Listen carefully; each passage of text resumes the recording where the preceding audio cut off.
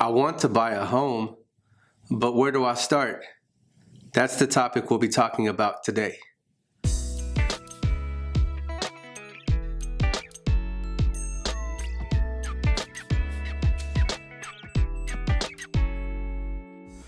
All right, welcome back to another Mortgage Monday. We got Francisco Cuza again with us today. It's always a pleasure having you here, Francisco. Thank you for having me, Vincent. Yeah, absolutely. Francisco is with Fairway Mortgage, so he's one of our local lenders that we use whenever we're working with buyers here in the area. We're going to be talking about today, like, if you've been, if you just have this thought in your head, right? I want to buy a house, but you have absolutely no idea where you want to start.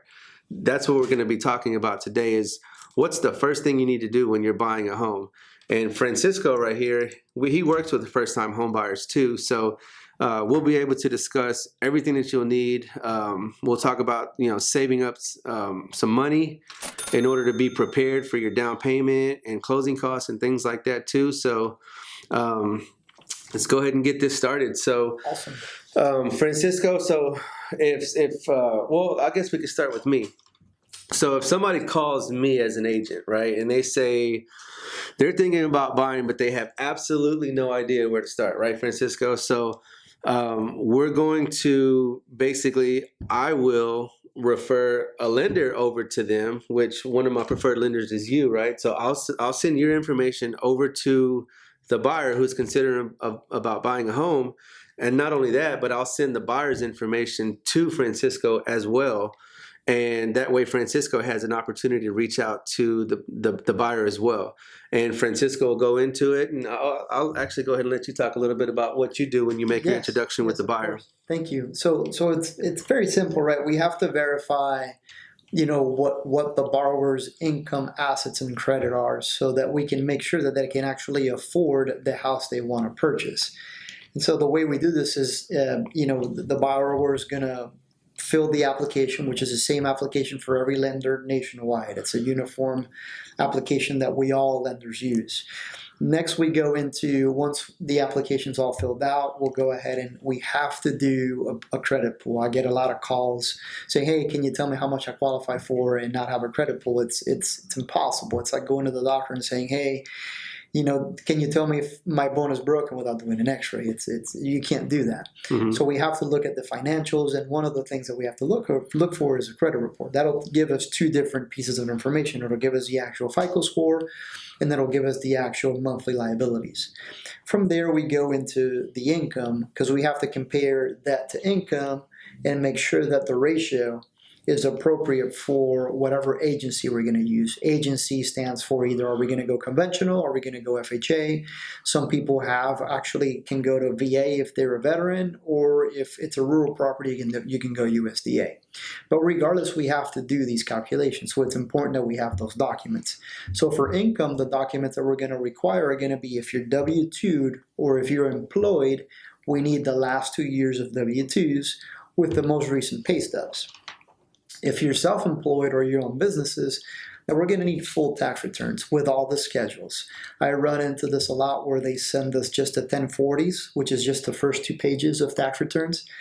Unfortunately, that's not enough. We need, basically Schedule C, Schedule D, okay. Whatever other schedules. People's finances are different, right? Everybody has a different situation. But we have to look at these documents so that we can ultimately extract what is the actual gross monthly income so that we can then actually calculate that appropriately. Okay. Last, we're going to need bank statements, because we're going to need to find out how much do you really have for down payment and closing costs. From there, we can put the entire picture together and say, okay, looking at this, now you qualify for a property that's this much. And that's going to be basically whatever goal the buyer has, we'll try to get to that goal if possible. Okay. So talking about some of the documents, like you said, okay, W-2s or 1099s, right? Say somebody is a W-2 employee and they're thinking about buying. Do they need to be at a job a certain amount of time before they can qualify for a loan? Very good question. So basically, we're going to need a 2-year work history. Now, do they have to be with the same employer 2 years? Not necessarily, but we have to prove continuity of employment. And we want to make sure is within the same industry. Okay. There are some exceptions, but for the most part, if you have a 2-year work history within the same industry but different employers, it should be fine. Okay, good information. So you mentioned credit score a little bit too, right? So I know everybody's credit score might vary and debt to income ratio might vary also, but do you guys work with a minimum credit score for either FHA, VA, or conventional loans? Right. So we at Fairway, we have a overlay of 600. If you're below 600, unfortunately, we don't have the capacity to do that. So 600 and above is where we can actually work with a borrower. Okay, so 600 and above is whenever you can work with them. So say, right, they've been thinking about buying, but they know that they might need a little bit of credit repair to buy a home. Say they're at 560, 570 right now. What would you do in that situation to get them to that 600 where they need to be? It depends on their credit profile. Sometimes they just need to pay some credit cards, for example. Okay. So we look at that and we see, okay, what is the best way or the best path to move forward? Sometimes as a lender, there's so much that I can do and it falls out of my specialty. And that way, at that point, we will send them to credit repair and figure out what is the best, fastest way to get this thing, taken care of. Sometimes it's going to be more of a long-term play, but it really depends on what we have on the credit report. Okay. And you guys have an in-house credit repair team that y'all work with? Okay, good. Also, another thing I was going to ask you. So somebody's thinking about buying, right? But they're concerned about a down payment. Traditionally, a lot of people think that you need 20% to put for a down payment. So some people are thinking, on a $200,000 house, that they need to put $40,000 down for a down payment. But a lot of times that's not the case, especially if their credit score is good and they're a first-time home buyer. Correct? So you're looking anywhere between 3 to 5% if somebody meets all the criteria and they're buying their first home, correct? That's right.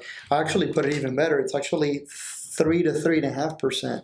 If you're a first-time home buyer, the nugget in the conventional side is actually conventional might be a better play for a first-time home buyer if they have the credit score to go through that route of conventional financing, but you can go 3% down on a conventional product.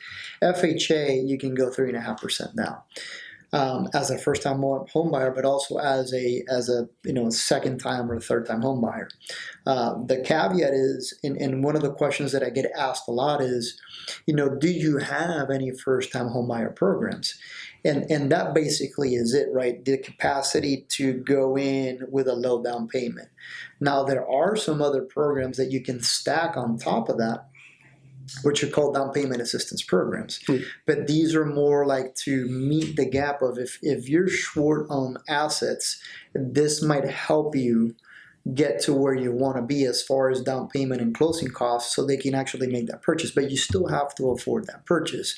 So, having down payment assistance doesn't necessarily bump or will not bump your purchase price, but it will help you get into a property because now you have basically assistance to actually be able to have the down payment and closing costs to actually close on the transaction. The one thing that these programs will do is you'll have a little bit higher interest rate because of you getting the assistance of down payment, which most people, unfortunately, I get that question.